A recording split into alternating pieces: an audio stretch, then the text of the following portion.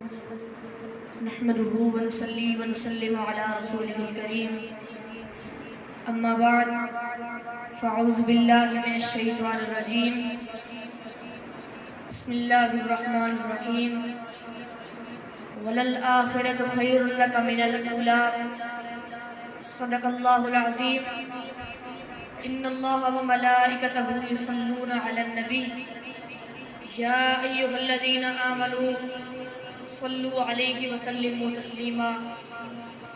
پڑھیے الصلاۃ والسلام علیک یا سیدی یا رسول اللہ وعلی آلک واصحابک یا سیدی یا حبیب اللہ.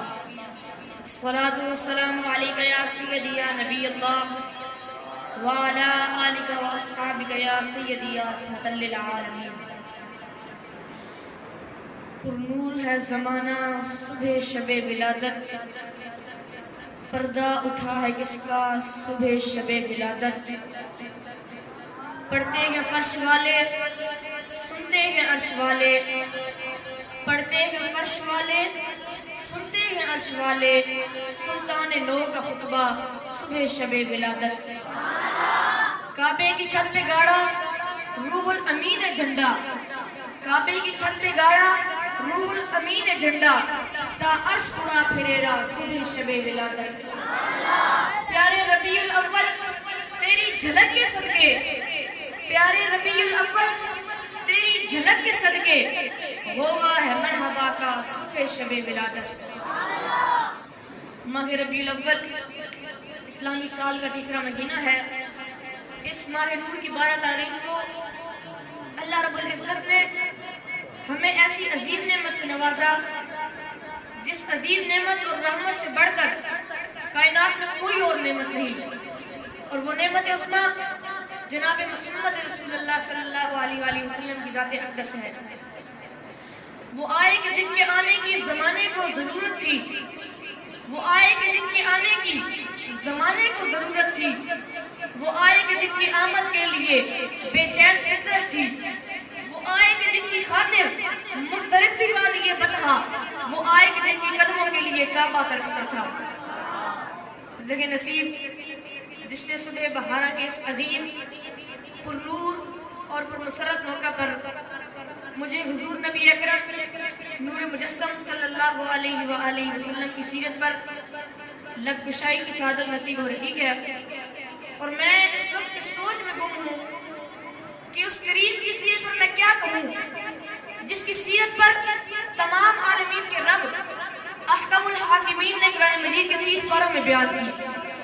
اس کریم کی سیرت پر میں کیا کہوں جن کے اٹھنے سے فلک کو عروج ملتا ہے، جن کے بیٹھنے سے دھرتی کو سکون ملتا ہے، جن کے مسکرانے سے ستارے چمکنے لگتے ہیں، جن کے پسینے سے گلشن مہکنے لگتے ہیں، جو سر اٹھا کے بولے تو قرآن بنتا ہے، جو سر جھکا کے بولے تو حدیث بنتی ہے، جو قدم اٹھا لے تو سنت بنتی ہے، اور جو قدم رکھ دے تو جنت بنتی ہے. اتنا عرفہ والا اور بلند والا نبی کہ جس کو محبت کی نگاہ سے دیکھ لے تو وہ صدیق اکبر بن جاتا ہے، اور جس کو نفرت کی نگاہ سے دیکھ لے تو وہ ابو جہل بن جاتا ہے. اتنا عرفہ والا اور بلند والا نبی کہ جس کے لیے ہاتھ اٹھا کر دعا بھی کر دیں تو وہ فاروق اعظم بن جاتا ہے، اور جس کے لیے بد دعا چھوڑ دیں تو وہ ابو لہب بن جاتا ہے. جس کو مسلح عطا کر دیں تو وہ صداقت کا تاجدار بن جاتا ہے، اور جس کو بستر عطا کر دیں تو وہ حیدر کرار بن جاتا ہے. جن کو شہزادیاں عطا کر دیں تو وہ ذوالنورین بن جاتا ہے، اور جن کو چوم لے تو حسن و حسین بن جاتا ہے.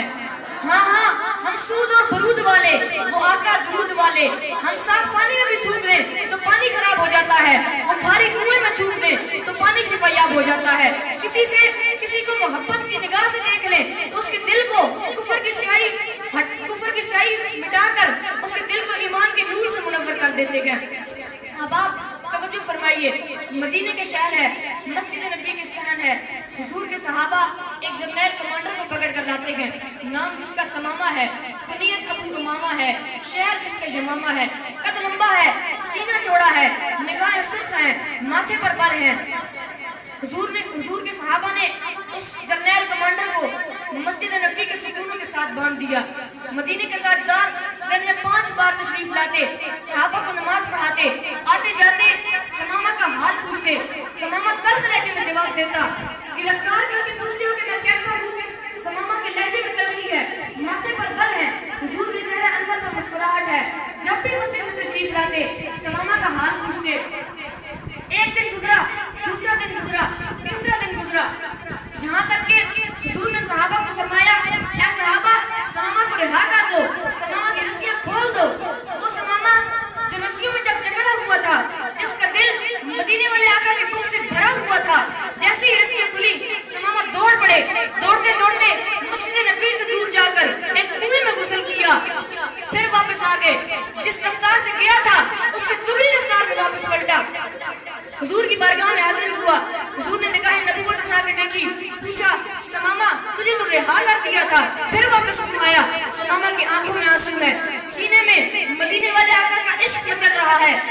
ثمامہ عرض کرتا ہے، اے فاروق اعظم کی مولا، اے صدیق اکبر کے آقا، اے عثمان کی ملجا، اے علی کے معاوہ، جب تک رسیوں میں جکڑا ہوا تھا میرا دل کفر کی دلدل میں قید تھا، جیسے ہی آزاد ہوا ہوں اب زندگی بھر کے لیے آپ کا غلام بن کر رہ گیا ہوں۔ اسی بات پر شاعر نے کیا خوبصورت بات کہی ہے کہ تیری صورت تیری سیرت زمانے سے نرالی ہے، تیری صورت تیری سیرت زمانے سے نرالی ہے، تیری ہر ادا پیارے دلیل بے مثالی ہے، وما علی البلاغ المبین۔